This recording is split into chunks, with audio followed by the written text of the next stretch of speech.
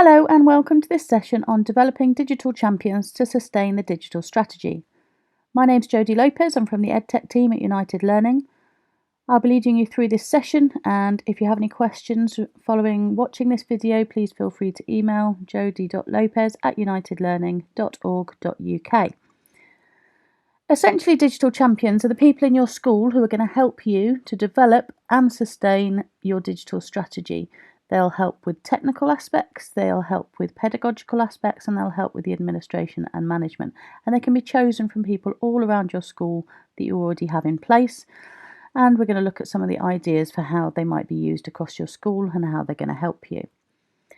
So the session's going to include the role of digital champions, the who, the why, and the how. We're going to look at leading on technology for middle leaders or SLT, teachers and students. We're going to look at some ideas for digital champion activity.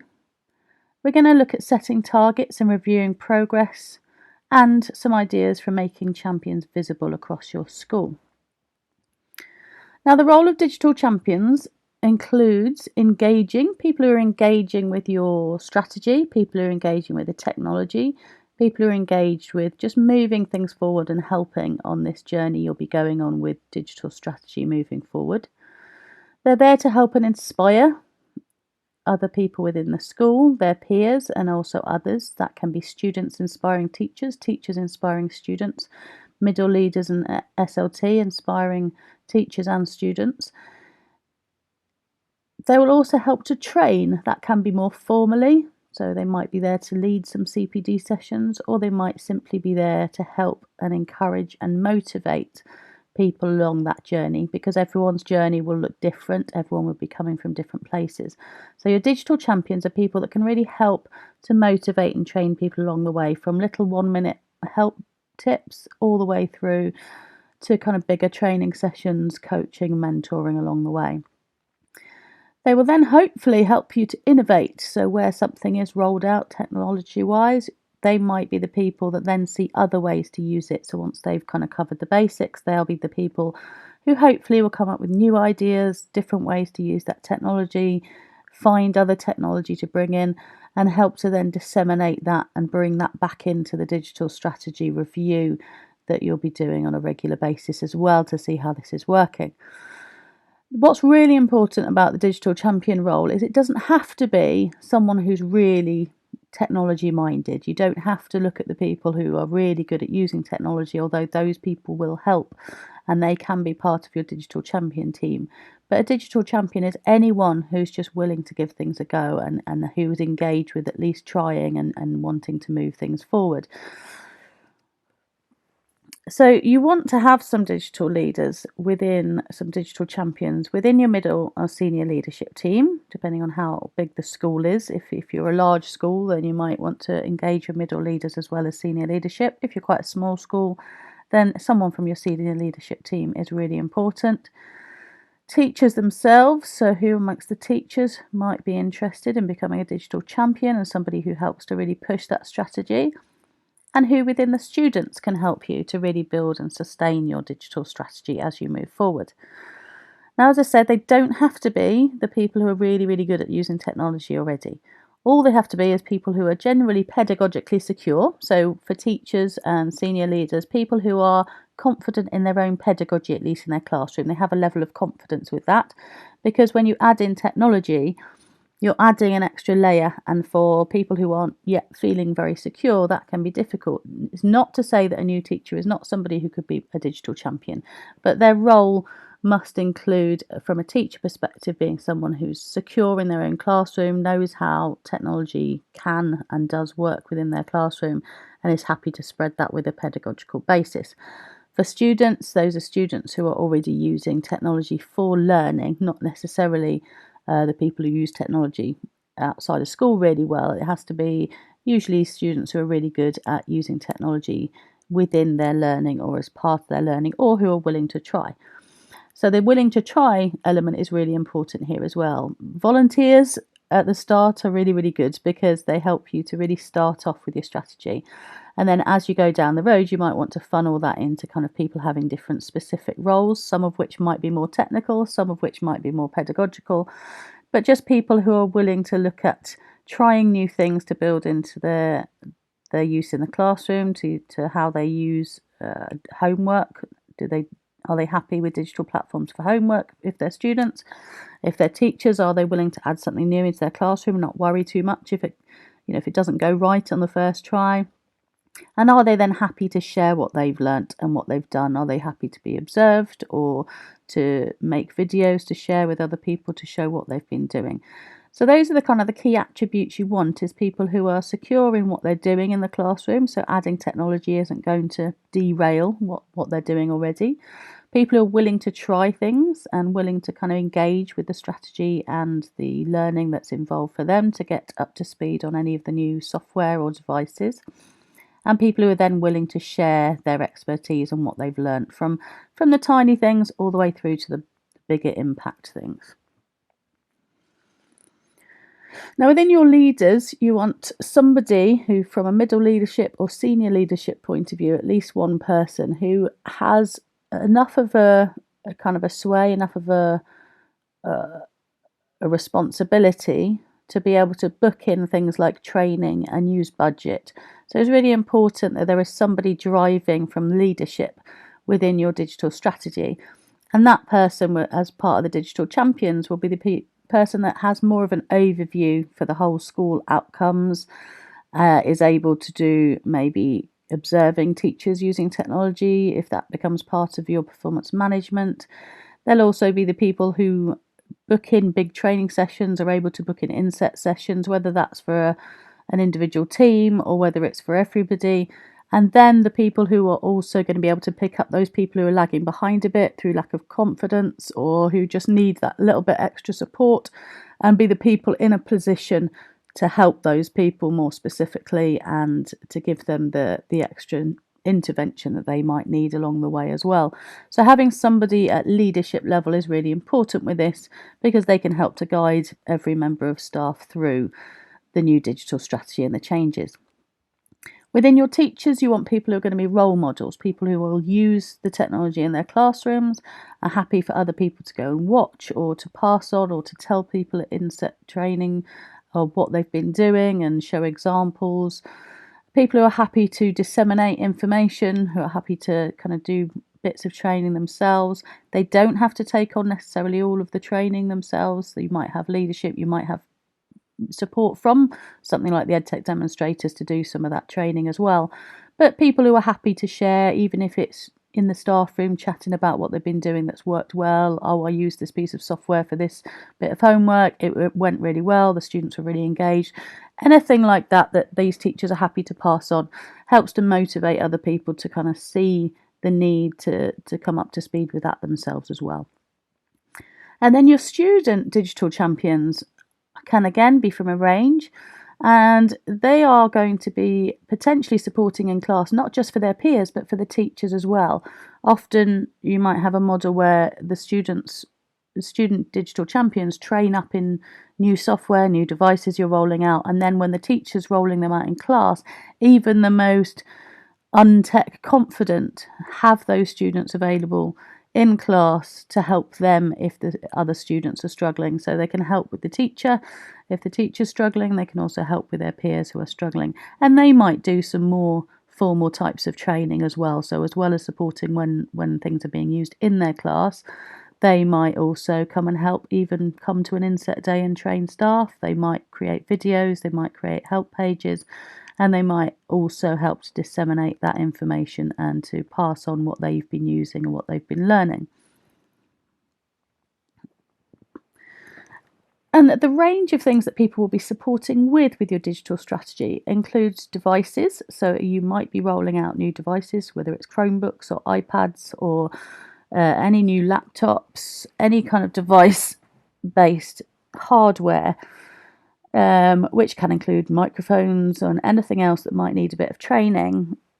The digital champions are the people you kind of want to get their hands on those devices first, have a little play and be more secure, so that when everyone gets hold of them, there are people there who are the experts then and know how to help with these devices. Same with software. So if you are planning on rolling out, whether it's a big platform like Microsoft Teams and Office 365, or whether you're rolling out a smaller piece of software that's specifically going to be for parent communications or for homework or anything like that. Your digital champions, again, will become the experts and that help out as much as possible. So they might get advanced training, or they might just be the people who, during everyone's training, are the more eager people. So you might pick up your digital champions along the way and not necessarily start off with all of them. You might just notice people who in training have really picked things up quickly, have really engaged and are motivated by it. And those are the people that will then support others as they get on to using that same software as well.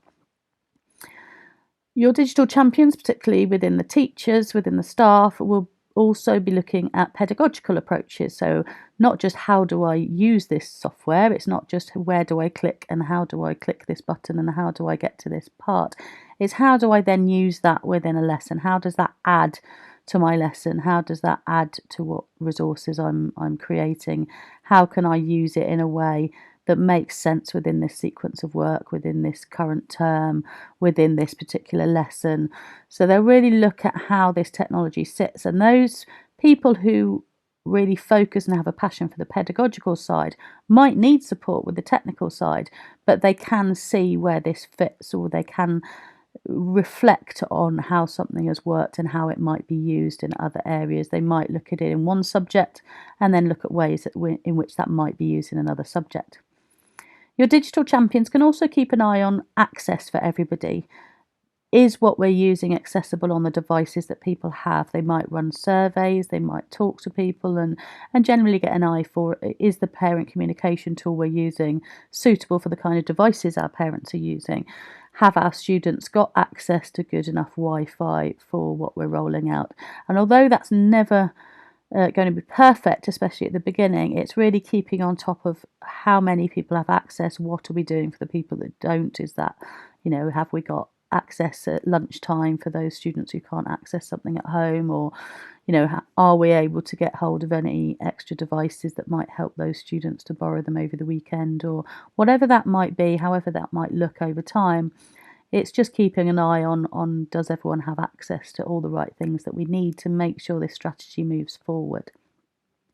And lastly, really importantly, specifically for those people who need it, but also in general, when you look at inclusion, it helps everybody, even those that you didn't expect.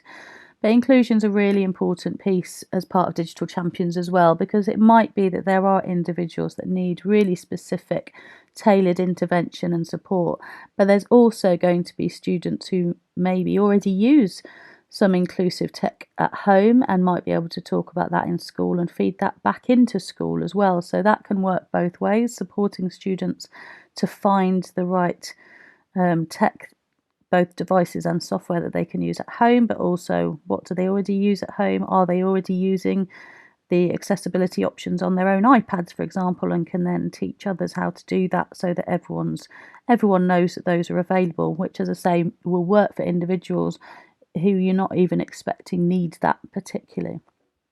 So these areas are what your digital champions are going to really look at and think about making sure are all up to date, and they are kind of the front runners on all of this. They're the people kind of leading from the front on everything, but that each individual person won't necessarily cover all 5 areas. You might pick out different people for different roles depending on their current capabilities and their passions and interests and where they want to go with it. But you want a good complement of people who can cover these 5 areas. Now, for middle leaders or SLT, you want people who have got some sort of access to budget usually, so including for paying for training. Obviously, you've got lots of training available as part of the EdTech Demonstrator programme, but anything else that might be included for that to send people on an individual course, which might be on inclusion or inclusive technology, or it might be for something specific to do with your admin staff or whoever needs anything like that.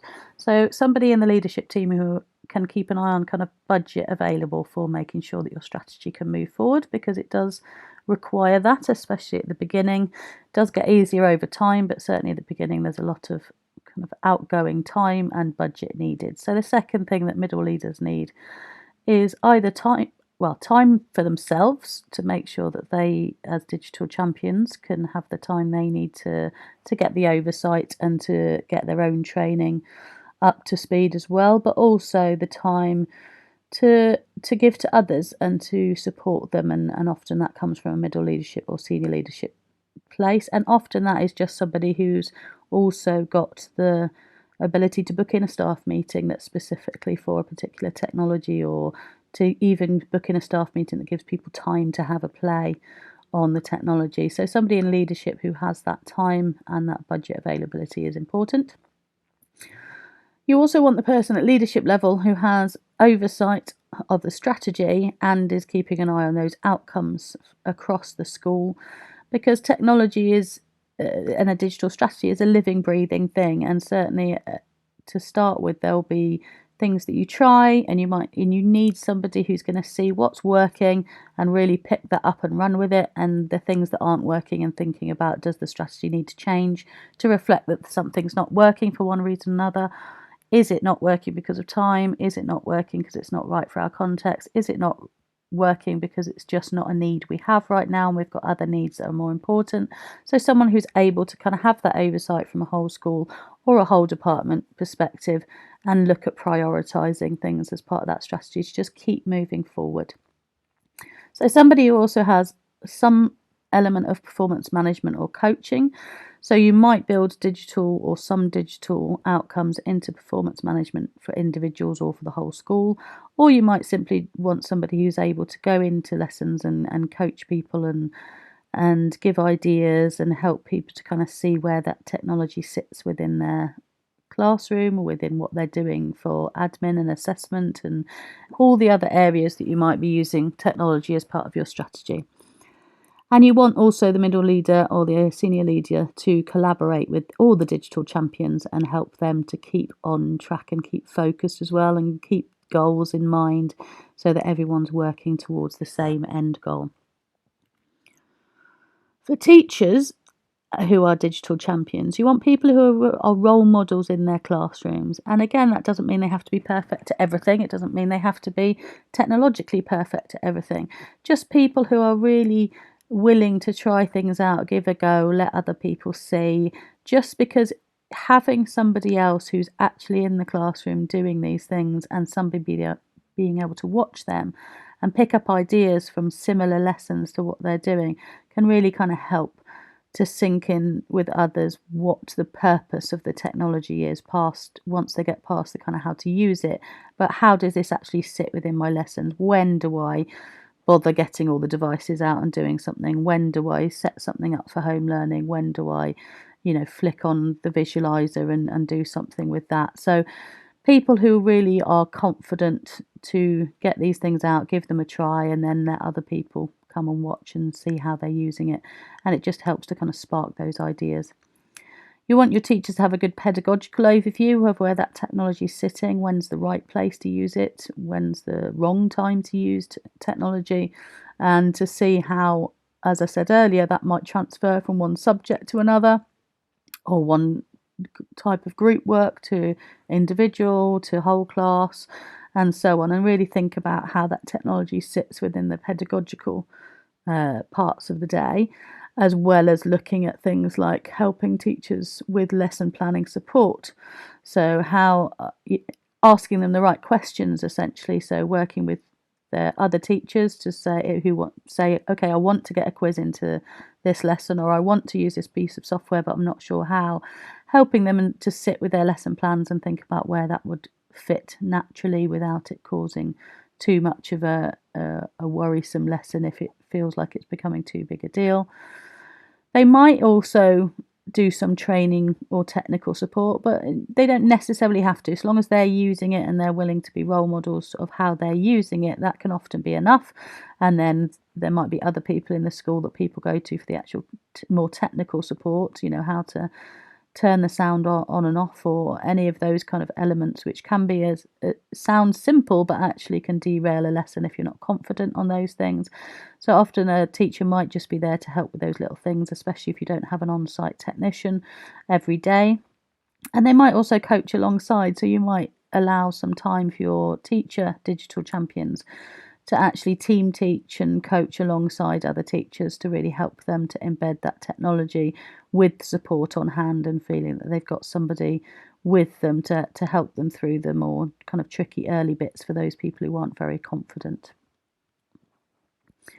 And then your digital champion students, as I said earlier, they're going to be there to support in class. So you might have a situation where you actually get lots of student digital champions before you get lots of teacher ones. If at the moment your teachers are feeling less confident in technology, it might work that way round. So long as there is at least one teacher or senior leader who's able to work with those digital champion students, because you need them to make sure that they are being well role modelled and that somebody is confident to check what they're doing is, the correct thing to be doing. But it can work, and it has worked in many schools, to have just one teacher who's confident to start with, to work with the students. And that might be a lunchtime club, an after school club. It might be some time out of class during the week, but very similar to having a school council. You would take them off at some point to give them a chance to learn in advance, maybe of other people, what's about to be rolled out. So they often love doing that because they get to see first what's about to be given out to everyone. They might have the first chance to play on the new iPads or whatever it might be, but they'll be given a chance to basically get confident themselves in using this technology, so that then when their teacher rolls it out in class, they can then be support on hand. So kind of 2 per classroom is a really useful number to make sure that they can, so if a child is struggling with a new iPad and something's not working as they expected, those students can really help to go and troubleshoot those kind of technology problems while the teacher can get on with focusing on the lesson content side of things. So digital champion students can absolutely lead the way if you don't feel you have enough teacher digital champions yet. But hopefully you'd pick up some teacher ones along the way if you do it that way round. Or you might have digital champion teachers before you have digital champion students. It really doesn't matter which way round. It really will vary depending on the students and the teachers that you have in place, and where you feel you might get your best volunteers from to start you off. Students really need to be good role models, and that includes being good e-safety role models. That's really important, especially if you introduce anything that might be used outside of the classroom. So any homework platforms, any things that you're going to send home and expect them to kind of link out to, then you're automatically putting them in a situation where they need to see what good practice looks like. If you're going to use things like forums or chats or messaging tools, then it's really important that your digital champion students are good role models in that, and potentially could be people that the other students feel confident to go to if something happens outside of school, not necessarily with your systems, but if they are having social media accounts outside of school and things like that, having students that they know are good technology role models gives them somebody who they might go as a first port of call to say, oh, something happened on my social media, what should I do? And hopefully those role models will then point towards an adult member of staff to help out with that situation as well. So good e-safety role models is really important as part of not just role modelling the technology, but how to use that safely and appropriately in school and out of school. Your student digital champions might also run training for staff and for students. So I've known in many schools for the staff meeting to have some students invited along after school with parent permission, of course, or even on an inset day for the students to come in, and they absolutely love to train up the staff and show them new things and show them what they're doing. And that can work especially well with things like inclusion, for those individuals who can show what they're doing at home and what technologies they've got available at home that maybe they don't in school, but that might give ideas for ways that the school can incorporate that for them, but also roll that out to other students who might benefit from that as well. But they do love training and sharing their ideas as well, and they'll come in and say, oh, I actually know this really good website I've found for maths homework and I've been using it. Can you have a look and check if it's safe? And then that might become a maths website that you tell all of the parents and students about to use from home if you like it. So those digital champion students tend to get really involved in trying to share their own best practice as students and how they use technology for their learning in school and out of school as well. They might even make training videos or a newsletter, have their own website. You might get to the point where they actually really have their own identity as the digital champions for all the other students to learn from, as well as the teachers learning from them.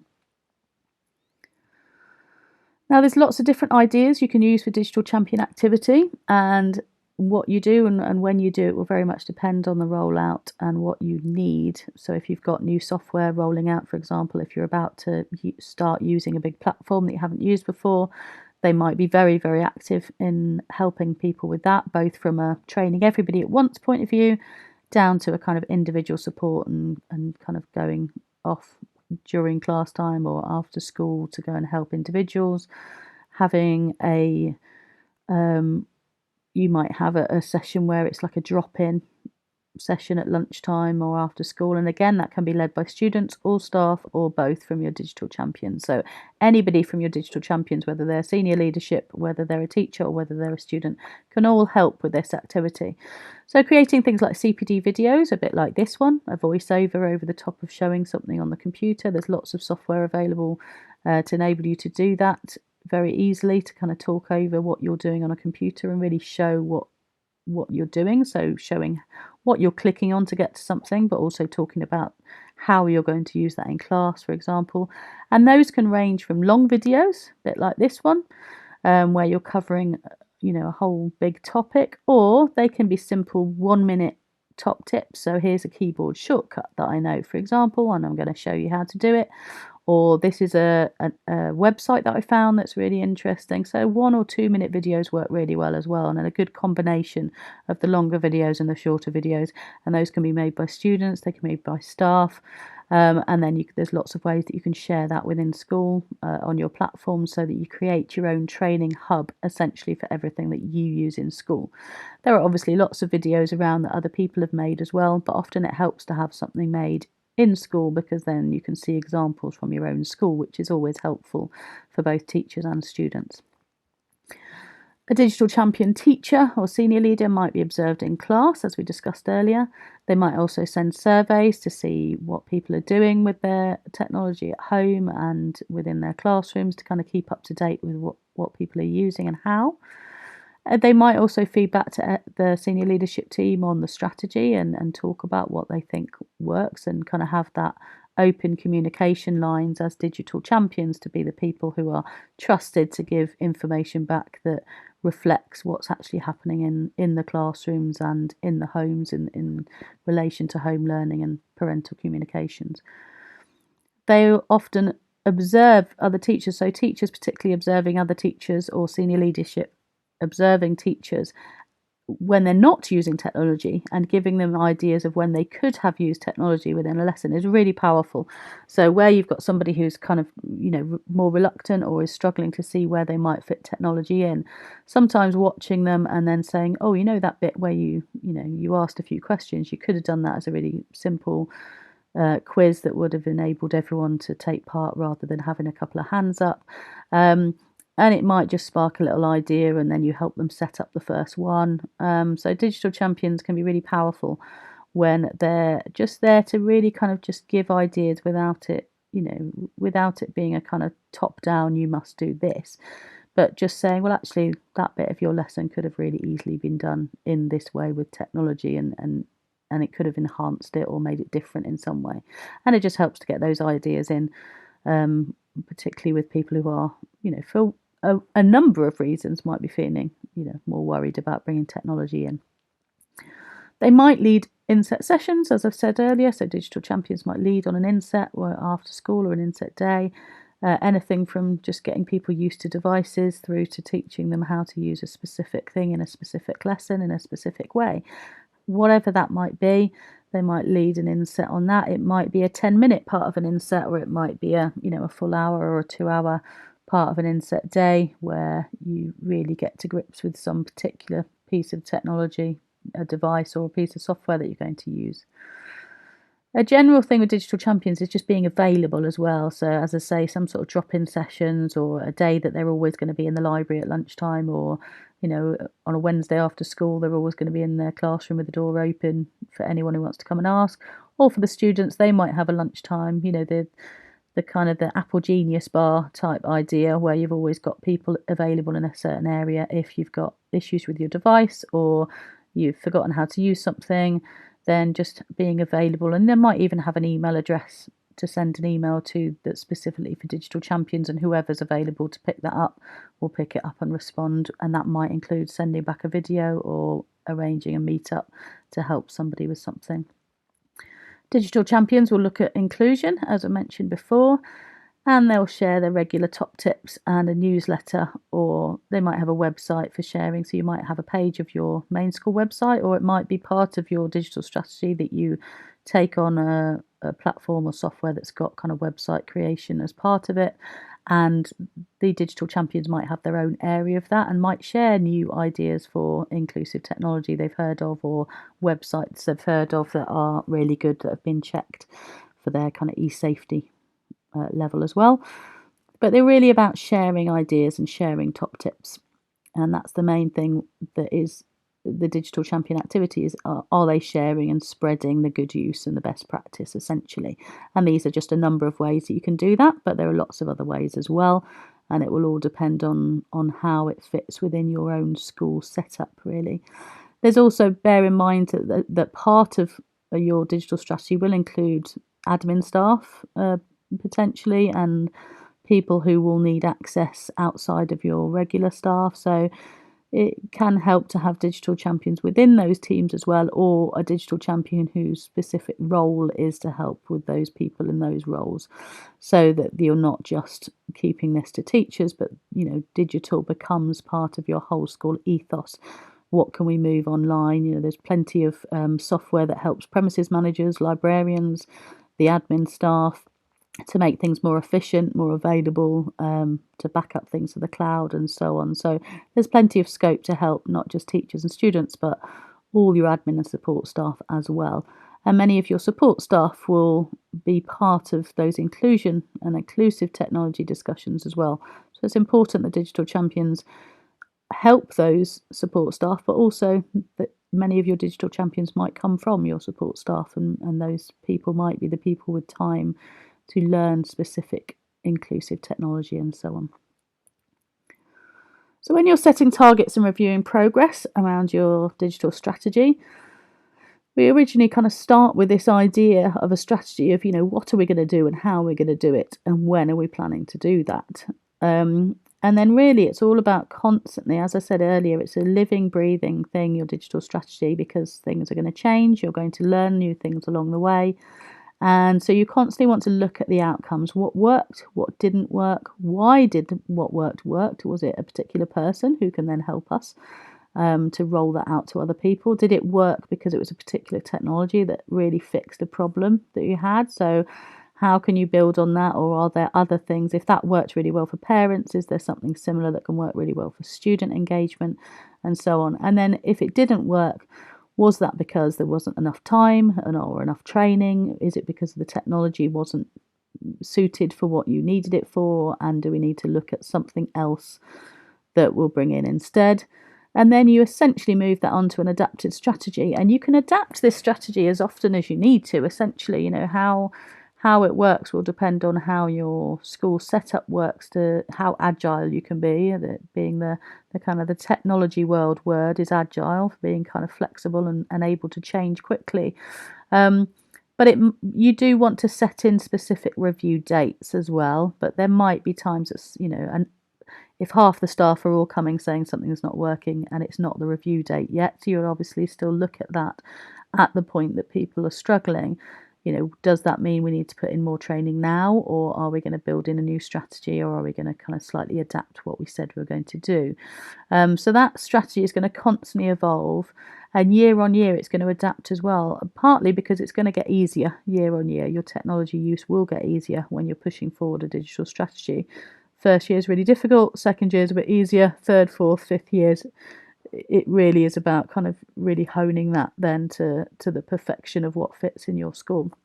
So whether you review more formally every 6 months, or once a term, or once a year, but really be ready to kind of change things when it's quite obvious something is either working really well. How do we build on that quickly and kind of build the momentum of that? And when it doesn't work, how do we turn what we have done from that into a positive and not lose that time or not lose any more time with that? So it's really about adapting and thinking about what outcomes there are, and those might include, outcomes in the classroom. They might include just the stories that you're getting. You might hear people saying, I absolutely love the fact that we're using this. My parents are more engaged in my homework now, and that can be enough to say, okay, that's working, we need to build on that.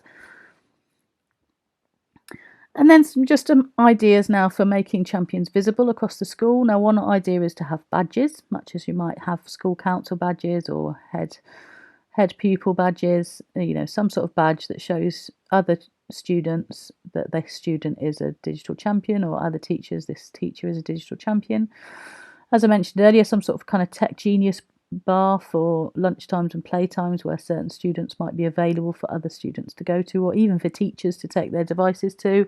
They do quite love, you'll find the students who love to help out the teachers especially, and they might like to be available for teachers to go to and or even to borrow into their classrooms and say, oh, my speaker's stopped working, can you help me? One of the things, especially if you've only got tech support maybe one day a week in the school, having students who are happy to run across to another classroom at playtime and fix somebody's speakers can just make sure that teachers don't stop planning for technology because they've got to wait a week for something like that to be fixed, when it often is quite an easy fix. And if you get your digital champion students and teachers knowing how to fix those common issues that come up, then them being available to kind of dash over at lunchtime. You might have a book for people to write it in, you might have an online place for people to put a note to say, I need help with something, and then you just send over whoever's available. You might make your champions visible at parents' evenings as well, to kind of help parents, especially if you're rolling out technology you expect parents to use as well. So if there is a homework site or something, you might have a table with a couple of your digital champions available with laptops to show parents a bit more about how it works if they're getting stuck on it, or if they want to know more about how to look at what their child is doing online. You might also have parents' evening sessions aimed specifically at e-safety and social media dangers and kind of how to keep them safe, and specifically teach parents how to lock down accounts or how to kind of be good role models for their own children in using social media and so on, and how to keep an eye on what their children are doing online in an appropriate way. So that might be a specific evening just for that, where you ask your student digital champions and your teacher digital champions to help out with that. Or you might just make it part of a general parents' evening when parents are in the school. And that also can be a virtual session as well. If you're running parents' evening virtually as well, there might be a drop-in Teams meeting or a Zoom where anyone can drop in and ask a question of the digital champions within a virtual meeting as well. As I said earlier, they might also have newsletters or website pages they can use to disseminate information, and that will also include any of the training videos they might make. You might even list them in the who's who on your school website of, who the staff digital champions are, who the student digital champions are. And you might include them in inset sessions, both for staff and students, so that students might have an after-school club, and that might coincide. Then you might have the inset day on the same day they have their club, so that they can have a drop-in session or run a more formal session. Likewise, you might get students to come into a staff session and vice versa. So it can be staff helping staff and students helping students, but it absolutely can be staff helping students and students helping staff as well. You might have a digital champions email address, as I mentioned earlier, so that they can just send to digital champions at your school name, and then a number of people might have access to the forwarding of those emails, and whoever picks it up first essentially will help out, so that people don't have to wait ages to get things fixed, which can kind of stop innovation from happening. You might have an in-school physical display board, which might have some e-safety links and might talk about who the digital champions are in school and who to go to if you've got any tech support needs, but also any worries or concerns regarding anything happening online. And you might have digital champions regularly talking in assemblies, which again might be the students or might be the staff, just giving a quick tip, showing something on the board if you've got a projector in the hall for assembly, or if you're doing online assembly, you might be able to quickly show something, or it might just be, telling people about a website that they can look up later. So hopefully that's given you lots of ideas of ways that you can use digital champions, and also how to pick and utilise your digital champions within school. Obviously there's a lot in there which is just down to what your school capacity is, but it's really good to kind of first of all pick any volunteers. So again, reassuring them they don't need to be the kind of technology genius of the school. They don't need to know everything about technology. They just need to be willing to give it a go, to engage in the training themselves, to engage in what that digital strategy is, and to help you move forward. They will get the training along the way once they become a digital champion as well, because everything will be kind of, fed through, whether it's part of the EdTech Demonstrator Programme training that you have, whether it's part of, hiring in training for any particular software that you're using, or accessing free training online. So they will be able to access training for the technology. What's really important is to have digital champions within school who are just really keen to see it work and to see it happen, and will be part of that, even if they're not technologically sound right now. If they're willing, if they see the point and they want to move it forward, then these are the people you want on board. As things move forward, you might want to start asking people, if there's lots of people who want to do it, particularly among students, you might want to move to asking them to apply for the position. And you might also move to having specific roles. So you might have a specific digital champion for inclusion, and that might be one for the teachers, one for the students. And they might then work together on specific projects of rolling out specific technology. You might have a specific digital champion teacher and student who work specifically on technology for admin or for support staff. So you might move to having roles, but to start with, the main idea really is to know what your digital strategy is, and to pick those people who also see where that digital strategy is going and are willing to help along the way. As I said earlier, if you've got any questions, do feel free to email myself or any of the EdTech team at United Learning, and we'll be happy to answer any further questions you have on developing digital champions to sustain your digital strategy at your school. Thank you.